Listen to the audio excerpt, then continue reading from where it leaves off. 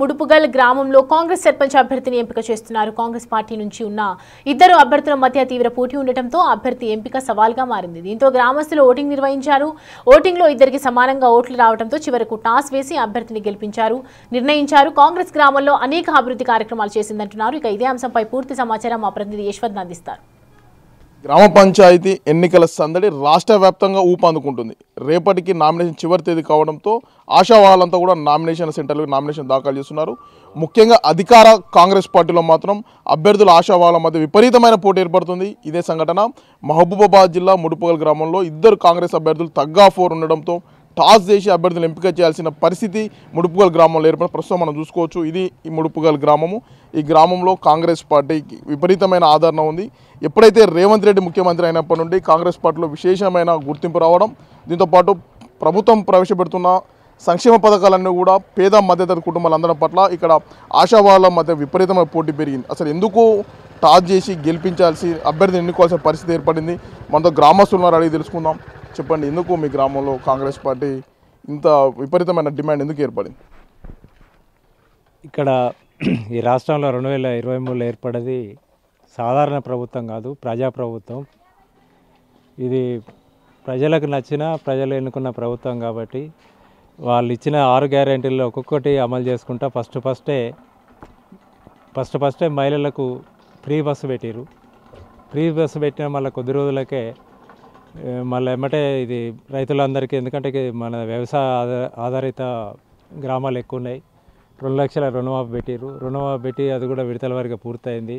మళ్ళీ రైతు భరోసాని ఇంతకుముందు 5,000 ఉన్నది సీజన్కు, దాన్ని 6,000 చేసిర్రు. మళ్ళీ ఈ మధ్యలో రీసెంట్గా మళ్ళీ పేద ప్రజలు ఇంతకుముందు మన అయితే రేషన్ బియ్యం వచ్చినప్పుడు వాటిని ఏదో బర్లకు వాటికి ఇటుకి పెట్టేటోళ్ళు, ఇప్పుడు సన్న బియ్యం ప్రవేశపెట్టేసరికి అందరూ ఇష్టంగా తింటారు.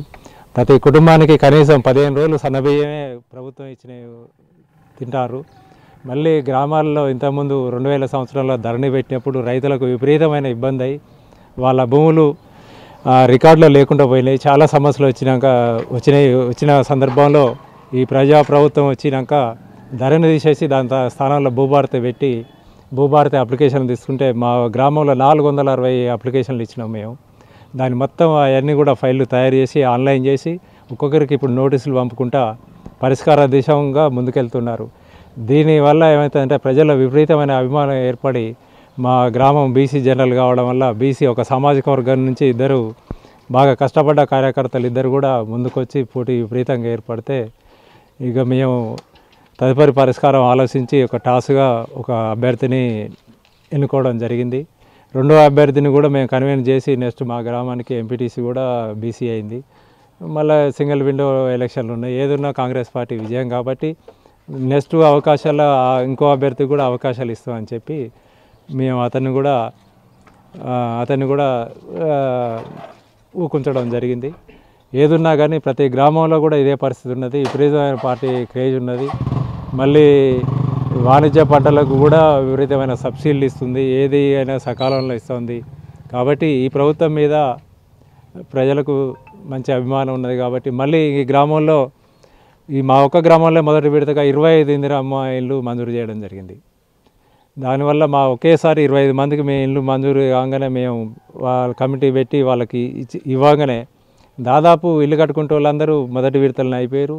ఇంకా కట్టుకుంటే వాళ్ళకు 2 విడతలు కూడా ఇంకా 3 విడతలు కూడా ఇస్తున్నాం. కాబట్టి ప్రజలకు విపరీతమైన అభిమానంతో పార్టీ పదవుల్లో కూడా ఉండాలనే ఆలోచన, మన ఇది స్థానిక ఎన్నికల్లో పదవుల్లో ఉండాలని చెప్పి ఉత్సాహంతో విపరీతంగా ఇప్పుడు వార్డులకు అట్లే ఉంది, మా దగ్గర సర్పంచులకు అదే విధంగా ఉంది. నెక్స్ట్ రాబోయే ఏ ఎన్నికలు వచ్చినా కానీ అదే అభిమానంతో, ఇది ప్రజాప్రభుత్వం కాబట్టి ప్రజలు దీన్ని ఆమోదిస్తారు. కాంగ్రెస్ పార్టీ అభ్యర్థిని టాస్ ద్వారా మరి గెలిపిస్తారా? ఎట్లా అంటే ఏ విధంగా మీ ఊరిని డెవలప్ చేయాలనుకుంటారు? టాస్ ద్వారా పోవడానికి కారణం ఏంటంటే గత ప్రభుత్వం ఇచ్చిన హామీలలో ఇండ్లు కానీ దళిత బంధులు ఇవి మా ఊళ్ళో ఏ ఒక్కటి రాలేదు. ఈసారి ప్రవేశపెట్టగానే ఫస్ట్ విడతలనే 25 ఇండ్లు ఇవ్వడం, ఆ ఇండ్లు కూడా చివరి దశలకు వచ్చినాయి. ఒక్కొక్కరికి 3 లక్షల బిల్లు కూడా వచ్చింది. లాస్ట్ బిల్లే వచ్చేది ఉన్నది. సన్నబియ్యం ప్రవేశపెట్టగానే ప్రతి కుటుంబానికి మా ఊళ్ళో 100 రేషన్ కార్డులు కూడా ఇవ్వడం జరిగింది. గత 10 సంవత్సరాలలో ఏ ఒక్కరికి కూడా ఒక రేషన్ కార్డు రాలేదు, ఒక ఇల్లు రాలేదు, ఓ దళిత బంధు స్కీమ్ రాలేదు, ఏది రాలేదు. కాబట్టి ఈసారి ప్రభుత్వం రాగానే వచ్చిన సంవత్సరానికే ఈ రుణమాఫీలు కానీ రైతు భరోసా పెంచడం కానీ, ఈరోజు 200 యూనిట్ల కరెంటు ఫ్రీ కానీ ఇవన్నీ జరుగుతున్నది. ఇవి క్రమంగా నడుస్తున్నాయి కాబట్టి ఈ ఆదరణతోటి మా దగ్గర ఏమైందంటే బీసీ జనాభా ఎక్కువ ఉంటుంది ఈ ముడుపుగల్ విలేజ్లో. గతంలో నేను కూడా మాజీ సర్పంచ్నే అయినా కూడా ఈరోజు ఆశాజనులు ఎందరో ఉంటారు కనుక ఇద్దరు పోటీ పడతారు, నేను కూడా ఊరుకోవడం జరిగింది. వాళ్ళిద్దరిని ఊరుకుంచడం కోసం ఇక తప్పదు అనుకుంటే ఇక అందరం మేము ఏం చేయలేక టాస్ ద్వారా ఎన్నిక చేసినాం. అయినా మా అభ్యర్థి ఎటుపోలేదు. అతనికి మేము డైరెక్ట్ ఏ టాస్ లేకుండా నెక్స్ట్ ఎంపీటీసీని నిన్నే నియమించుకుంటాం. అది నీకు ఇష్టం లేకపోతే సింగిల్ విండో కానీ ఇంకేమైనా స్కీమ్లు వచ్చినా ఏం పదవులు వచ్చినా కూడా నీకు ఇస్తామని చెప్పేసి మా అభ్యర్థిని ఓదార్చి బుజ్జగించడం. అలాంటివి ఎలాంటి వివక్షాలు లేవు. మా పార్టీ గెలుస్తుంది పక్కా. మా సర్పంచ్ ఏంటంటే ఇన్ని కార్యక్రమాలు వచ్చినాయి కదా, డెవలప్ చేయడానికి నాకు ఒక పేరు రావాలనేది కృషి పట్టుదలతోటి పోటాపోటీని ఉన్నది. కానీ విజయం ఖాయం. మేమంతా కాంప్రమైజ్గానే ఉన్నాం, మంచిగానే ఉన్నాం. ప్రజాపాలన తెలంగాణ రాష్ట్రంలో కొనసాగుతుంది. అందుకే గ్రామ సంస్థలు, గ్రామ పంచాయతీ, స్థానిక సంస్థ ఎన్నికల్లో కూడా ప్రజల నుంచి విపరీతమైన క్రేజ్ వస్తుంది. ఆశావాళ్ళ సంఖ్య కూడా పెరుగుతుంది. మాట ఇచ్చే పార్టీ కాంగ్రెస్, చేసే పార్టీ కాంగ్రెస్ అని కూడా గ్రామ ప్రజలు కూడా ముక్త కంఠంతో కాంగ్రెస్ సభ్యులను గెలిపించుకుంటాం. రాష్ట్ర వ్యాప్తంగా అదే పరిస్థితి కొనసాగించాలని గ్రామస్తులు ప్రభుత్వాలను ప్రజలను కోరుతున్న పరిస్థితి. వీడియో జర్నలిస్ట్ కీర్తన్తో యశ్వంత్, బిగ్ టీవీ, ముడుపుగల్, మహబూబాబాద్.